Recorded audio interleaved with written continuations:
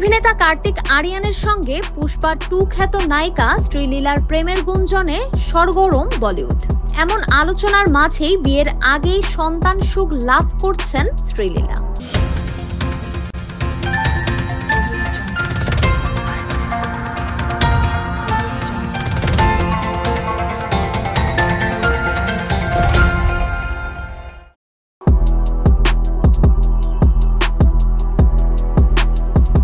বিয়ের আগে আরেক সন্তানের মা হলেন শ্রীলীলা।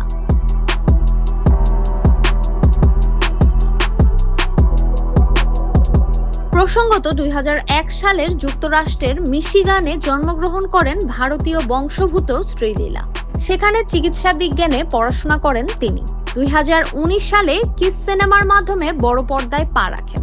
তবে 2021 সালে পেলি সান্ডা ডি সিনেমায় অভিনয় করে দর্শকের নজর কাড়েন এই অভিনেত্রী। পুষ্পা 2 সিনেমায় আইটেম গানে পারফর্ম করতে দেখা গেছে তাকে।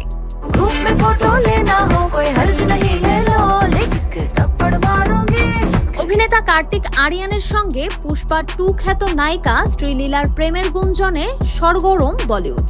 এমন আলোচনার মাঝেই বিয়ের আগেই সন্তান সুখ লাভ করছেন শ্রীলীলা। নিজের কন্যা সন্তানের সঙ্গে পরিচয়ও করিয়ে দিয়েছেন অভিনেত্রী। गाने का नाम डायपर गीला नहीं है, कैरेक्टर ढीला है।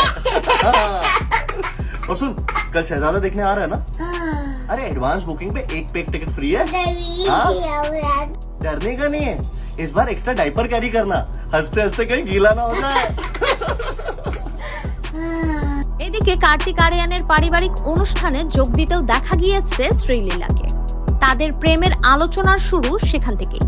সামাজিক মাধ্যমে ভাইরাল ভিডিওতে দেখা গেছে কার্তিকের পরিবারের সবার সঙ্গে নাচের তালে পা মিলিয়েছেন শ্রীলীলা।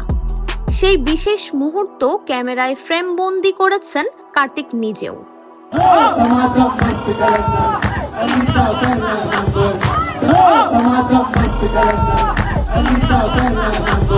অন্যদিকে সম্প্রতি উত্তরবঙ্গেও শুটিং এর মাঝে শ্রীলীলার সঙ্গে ছবি শেয়ার করেছিলেন কার্তিক।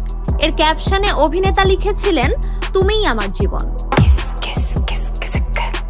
শ্রীলীলার এক পোস্ট থেকেই তার মা হওয়ার খবরের সূত্রপাত, যেখানে অভিনেত্রী শিশুকন্যার সঙ্গে ছবি দিয়ে লিখেন, ঘরে আরো একজন নতুন অতিথি, আমার মনে তোমায় স্বাগত। অভিনেত্রীর এই পোস্ট দেখে তাকে ভালোবাসা ও শুভেচ্ছা জানিয়েছেন অনেকেই।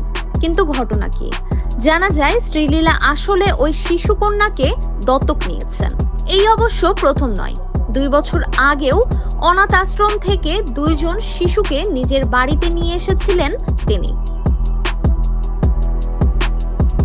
এ বিষয়ে আরো জানা যায় 2022 সালে এক অনাথ আশ্রমে গিয়েছিলেন শ্রীলীলা। সেখান থেকেই 2 জন শিশুকে দত্তক নেন তিনি। গুরু নামে এক পুত্র সন্তান এবং সবিতা নামে এক শিশু কন্যার খোঁজ পান সেখান থেকে। দুজনই বিশেষ ক্ষমতা সম্পন্ন শিশু।